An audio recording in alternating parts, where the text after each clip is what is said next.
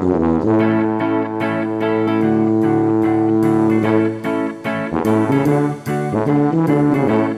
everyone, and welcome to the Double Stuff Podcast, where we're double the hosts, double the topics, and double the fun. I'm Dan. And I'm Alan. I'm Sarah. Oh, I guess I should be enthusiastic. I'm Charity. See, I am very excited today because, as you guys know, throughout this whole podcast, every time we talk about a topic, I am always the worst at it. I'm bad at this. I'm bad at that. I love history. This was my favorite stuff right here. So we're talking about history today in our ongoing season 8 series of, well, I guess we're out of the R's right now. We've done reading, we've done writing, we've done arithmetic, so now we're in history. History. So I think history is the best because it's storytelling. You know, like it's storytelling through the ages as it is. And it was definitely my favorite class with definitely my favorite teachers. So how do you all feel? I see the sparkle in your eye. I know at least some of you are looking forward to history discussion. History was my favorite subject in school. It was one of the few things I was good at. I was always good at memorizing dates and learning about different people. I've been like that since I was 6 years old. The Gettysburg Address, go. Get Do the remix. Oh, now you got me on the spot. I don't remember 1863. You I do the think. preamble. Oh, the preamble. Well, let's see. Now I don't We remember. the people of the United States. In order to form more perfect union, establish justice, ensure domestic tranquility, provide for the common defense, promote the general welfare, and ensure the blessings of our posterity. Yeah, our posterity. Oh man. My I used to sixth grade teacher. Yeah, I used to upset. I used to memorize the preamble. I could do all my states and capitals. I can still do states and capitals. Well, I guess that kind of is an important question. Then is history just memorization, or is there more to learning history than just memorizing like dates or names or places? I think if we would have understood and have done a better job of history, it wouldn't repeat itself. Especially in our current state of Afghanistan, we would know, okay, Alexander the Great couldn't do it. The British couldn't do it. The Russians couldn't do it. But America. Why would we think that we could do it? But again, yeah, America, we'll do it. We'll get it right this time. Good grief. I think history is super important. And like what you were saying, both Dan and Sarah, I wasn't good in history until somebody told me all it is stories, Alan. It's just stories. You love to read stories. And as soon as that clicked, I was like, oh, you're right. It's just stories, because I was focused on, I have to memorize dates. Mm-hmm. I have to memorize, what happened here and states and capitals, which But that depends on how the teacher presents it, because all I remember is memorization. Like we obviously failed the preamble, but I had to memorize the preamble. Our teacher at the time gave us a list of all the presidents up until our current year. We had to memorize those. Mm-hmm. We had all of our states and capitals. We had to memorize that. She gave us a list of dates of things we had to know. So I don't really remember, probably almost until college, and we had to do our American history class. I don't remember learning it in the form of stories and why this person was important and all of that. It was just,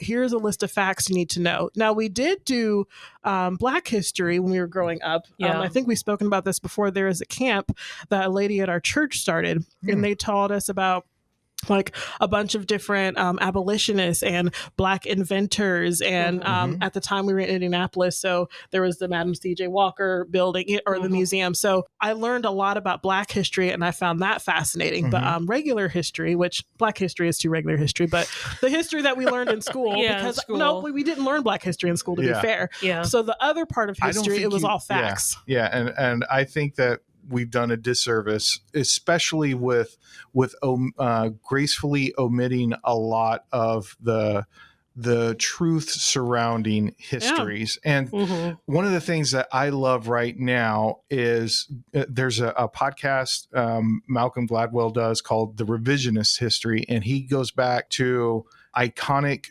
parts of history and then takes another look at the other sides, and you start seeing an entirely different picture. Mm-hmm. You know, I mean, it's true, and it always has been, that history is written by the victor and is told by the victor, but there is another side to that story and that conflict or whatever it might be. And I love getting into history. Well, and the people that wrote the history very often were people who were able to read and write, I guess. So I would say, you know, in learning about Black history, or even if we're going to like the Native American side and learning like all different. Yeah, like, you know, backgrounds. A lot of people were not able to document what really happened because they didn't have the right to, or they did not have the knowledge to do so. I recently learned, we were looking at some stuff on PBS, and they were talking about how Native American children were sent to different schools, and how they were forced to ignore. I think it was called. They were forced to ignore their culture and become, you know, normal. Yeah, and so and I'm recently learning about that, because that's something I definitely didn't learn in school. So you're having to almost reteach yourself stuff that that has been hidden from you in a way, because history is not pretty. No, it's not. It is not pretty. Yeah.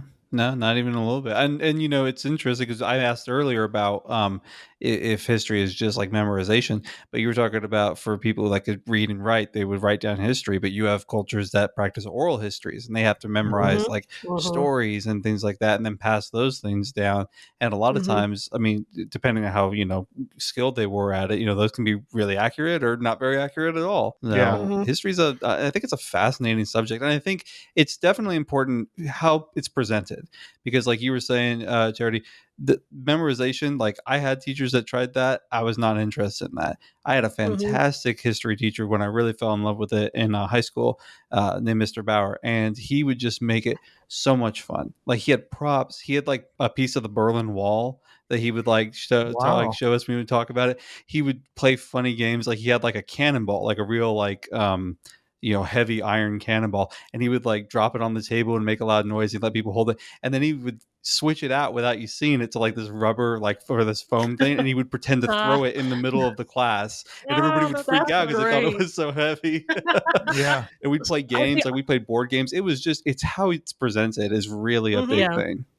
That's how we did it. Like I mentioned in last week's episode, the 7th grade year was my best and only good year, and a lot of that was also in history. I had a teacher, Mrs. Cowan, and she, Mrs. Cowan, she was a great teacher. She was only there that, at least for when I was there, only there that 1 year. But my gosh, I learned a lot from her. And in terms of like using like objects and stuff, the best project I did in 7th grade, we were learning about medieval history and castles, and for our assignment we had to build our own castle. Oh, like a diorama? Yeah, pretty much. And we kept that castle for years. I had that castle for a long time. Yeah, we could use whatever we wanted to make it. So one of the girls in my class, she made a castle completely out of Starburst, which was great. And then at the end, we tore it apart and ate it. But hope that glue tasted nice. Well, no, it was still in the wrapper. It wouldn't. Everyone to make sure it's stuck. There was no COVID in the 90s. No pandemic. But yeah, I like and I got to use my artistic skills to make this castle. Everybody got vaccinated. Yeah. Well, yeah, that's a whole other topic. Okay. But it was just fun to do. I you know, because I'm a visual person, it was great to be able to make my own history, so to speak, or at least some kind of model, you know, of making an actual castle. And then I made a little courtyard on the inside, and I had this little water stuff. I had little alligator stickers, you know, the moat and all that kind of stuff. And I mean, history, I mainly did a lot of memorization, but every once in a while I got to really be immersed in it. And maybe that's why after all these years, I still enjoy it. Yeah. Now, it wasn't until I became an adult that I appreciated the fact that I made into more of it made more sense of people back then, because we always think of, because we're in the modern world and everything is, we've hit the peak of civilization, and we think everybody else is just, every civilization thinks that they've hit the ultimate, and everybody else is just cavemen. But just learning about the people in ancient history, like they weren't they weren't as primitive as what we think. No. The Phoenicians and the people from the Byzantine Empire and stuff, they had, indoor plumbing, and they were able to figure out how to use stuff that we think that we've invented within the past century or so. And they were using that thousands of years before we existed. Yeah. I will say, to answer your question, Dan, you brought up the fact that you had a really good teacher. Yeah. Now, I had a really great English teacher, and I know we're not talking about English and grammar right now, but I was just thinking I learned a lot of history from him. So it was a separate class, but we would talk about a lot of the classic writers and classic poets. Yeah. And he would go into like the stories like behind the writings and what the person probably was feeling and, thinking or whatever. And so I guess I accidentally learned history and I didn't know I was doing it, but he was a fantastic teacher. Shout out to Bill Coleman at Northfield School. Mr. Coleman. Yeah. And I believe he's still teaching there, but he is probably my favorite teacher of my entire educational career. He taught me so much, not only in English, but, in history and, poetry and life itself, so not to get super philosophical, but he was a fantastic teacher. So I did learn a lot of history from him. Yeah. And I mean, history touches so much, like so much of what we learn and so much of what we create. And it's just fascinating. So like, have you ever had the experience then of like walking in history? Have you ever like visited really historical places? I think the first time that I think a lot of people from sort of our generation, it's not a physical place. The adaptation of Todd McFarlane's 300 and the telling of the Spartans at Thermopylae, the retelling of Herodotus' tale. I think it was the first time that I think it was a touchstone to a lot of ancient history, kind of like what you're talking about, Sarah, that we think that we've surpassed, and probably, as I mentioned before, foolishly think that we've surpassed all the ills and all the sins of all the civilizations that have come before us, that we would never do it that way. And we find ourselves doing it all the time. And so the old adage of history's bound to repeat, there's a reason why that exists. There's a reason why it exists. And I think it's also important to be able to identify correctly and not just be gaslit into what sort of historical touchstones that have taken place and that we're looking at or living through or being told that are bound to happen again. That's the weird thing, though, because they say that, history repeats itself, but history is always kind of changing. There's an author right now named Mike Cole who has been writing some books about Spartans. You were talking about like the 300 and the Battle of Thermopylae. And his book, like his most famous one, I think right now is Legion versus Phalanx. And he's basically like goes into detail about how Spartans weren't like the pinnacle of war, like we've kind of been taught, and lays out this and this why. Yeah, exactly. And that's kind of where I was coming from. As glorifying as that film was for the Spartans, I mean, they were just a gnat that, Persia basically had to swipe away. I mean, that wasn't the glorious stand. I mean, Persia went through and took over all of northern Greece and everywhere else. I mean, there's a reason why Darius and then all the way to Darius the Third. I can't remember. I think it was Darius the Third that Alexander famously went up with twice on the battlefield. But anyway, the point is, these massive civilizations that lived long time ago, and there's a lot I think that we can still glean from their histories. And like what you said, it was about the time that writing was invented enough to be able to actually record these histories. Yeah. So we, growing up outside of Larned, we had a fort that was out there from the days of, like the Santa Fe Trail. Ooh. And it was really nice. neat. Like I used to volunteer out there and they had everything sort of set up. Like they still had some of the old buildings and stuff, but they had outfits that we would go and like do, not really reenactments, but it was like we would be there as sort of like for guests, like we would volunteer and then guests would come and visit the fort and you could see like soldiers marching around or training or doing stuff like that to add like a little bit of it. So I like visiting a lot of like historical places and I feel like in our country, as young as it is, we don't have as many of those historical places to visit. We oftentimes go for like new, and we will replace those old things for new. So is there any place that like jumps out at you that you can think of where you visited that has like a big historical meaning? Oh, I've got a lot. Oh, but yeah? we've only got a few minutes left of the show. But well, you've been to Ireland, or you've been to Ireland. Charity's been to Ireland, so that's definitely because they have a lot of history there, and they got a lot of old buildings still around.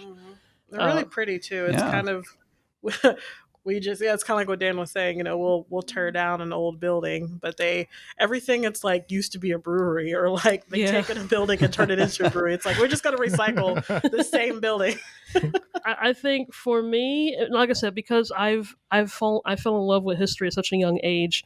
One of the things I enjoyed the most, which I think Charity went to too when she was in elementary school, in Indiana, there was a famous author named James Whitcomb Riley. He's the one that created Little Orphan Annie, if you've ever heard of that character. Mm-hmm. So we went to a city called Greenwood, Indiana, which was his birthplace. Mm-hmm. And so you could still visit the house where he was born. Mm. And so that was a field trip we went to. We went to his house, little tiny white house. I forgot about that. Yeah. Lockerbie, his poodle. His poodle Lockerbie, but that's later on. But we got to see this old, I don't know, probably now it's probably about 150 years old or something, a really, really old house where he was born. You could look in the closet and his mom's clothes are still hanging in the closet. Really cool stuff. And then we got on the bus and drove to downtown Indianapolis after he became an established author, and his mansion is still in the downtown area. So first we got to see where he was born, and then where he went to when he became successful. Beginnings. Yeah. Wow. And that Trey was talking about Lockerbie, which is the name of his poodle. So when you go there's a street called Lockerbie Street. Is named after him. But after the dog. After the dog, not Riley. I was following. But in the mansion, there's a giant painting of the dog on top of in the bedroom. It's a huge large painting. But it was just cool because you could see the kitchen, what the kitchen looked like, and all the bedrooms and the bathrooms. Like that was my first time. I think it was my first time being in a mansion, but also being in a turn of the century mansion, and that was just amazing. Yeah. And like I said, Charity did that too, because I think at least most of the elementary kids did that.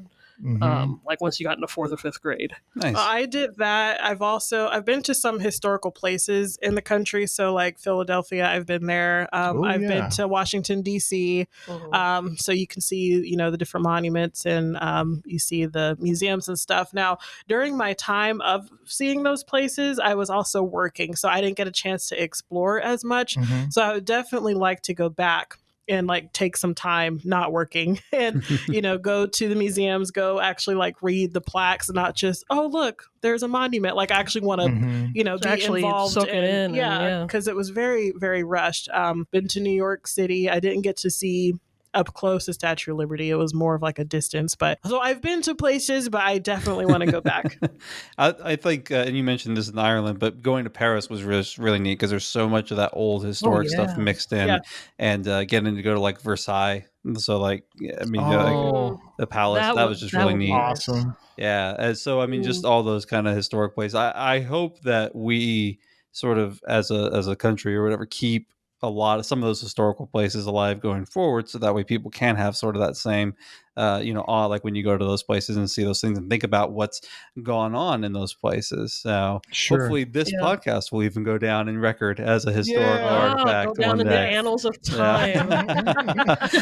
Random question before we end. Okay, I don't know if you guys are like this. Maybe it's just me. This is a combination of a lot of the episodes we've done so far. Have you guys ever gone to the store and you go to the cash register, they're like, okay, oh my gosh, your total is $19.52.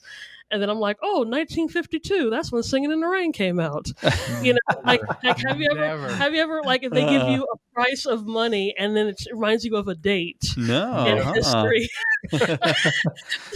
See, I guess it's just me. I've always been like that. I'm sure it's not just you, but it's not. No, me. I've seen other people do it, but it's funny because Sarah has done that as a customer, but I've also worked with her in retail, where she'll do that to a customer. It's like, oh, your change is 1939. Oh, that's when Gone with the Wind came out. Hey, and she's right. That's when Gone with the Wind came out. I know her, and and I know these facts, so I know what's coming. Anyway, I was just curious if you guys were like that, where it's a mixture of useless knowledge, math, and history, all rolled up into one. When I'm conducting business, I'm conducting business. Maybe that comes from that memorization view of history, like where you have to memorize dates and times. So, well, thank you everybody so much for listening. And I'm going to go ahead and pitch it over to Sarah so she can tell you where you can hear all of our podcasts. Thanks, Dan. Yeah, if you want to check out all of our newest episodes, they're available on all the different podcast platforms. We archive all of our episodes, and you can check that out on doublestuffpod.com. And check us out on Facebook and Instagram and YouTube at Double Stuff Podcast, and on Twitter at Double Stuff P, and that's the letter P. This will be a historic episode in our Double Stuff Podcast timeline. Yeah, I'm sure.